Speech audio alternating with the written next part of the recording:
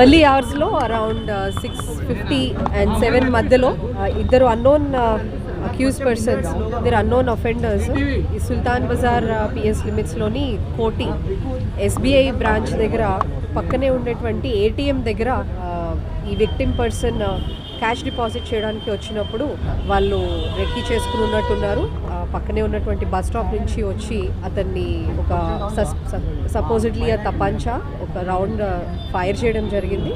దాంతో విక్టిమ్కి కాలికి ఇంజరీ జరిగి అతను అక్కడ పడిపోతే అతని బైక్ అండ్ బ్యాగ్ తీసుకొని వీళ్ళు వెళ్ళిపోవడం జరిగింది. దీనికి సంబంధించి క్లూస్ టీమ్ వచ్చింది, సీసీటీవీస్ వెరిఫై చేస్తున్నాము.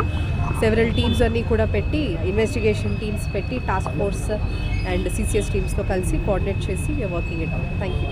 ఆ వెహికల్ ఈజ్ విక్టిమ్దే, అది వెహికల్ బిలాంగ్స్ టు విక్టిమ్దే తీసుకుని వెళ్ళారు. ఈ విక్టిమ్ రెగ్యులర్గా ఇక్కడికి వచ్చి క్యాష్ డిపాజిట్ చేస్తూ ఉంటాడని చెప్తున్నారు. So maybe will have to verify on that grounds. మనకి ఇంకా అంత క్లారిటీ రాలేదు. వాళ్ళైతే ఏటీఎంకి రైట్ సైడ్ నుంచి వచ్చినట్టు ఉంది. తెలిసిన వాళ్ళే పని ఏమైనా అనుమానిస్తున్నారు. Will have to verify. Victim statement ఏమైనా తీసుకున్నారు మేడం? హాస్పిటల్ అడ్మిట్ అయి ఉన్నాడు అతను. ఇంకాను విల్ టేక్. ఎన్ని రౌండ్ల కాల్పులు జరిగినట్లు ప్రాథమికంగా ఈజ్ ఫైన్.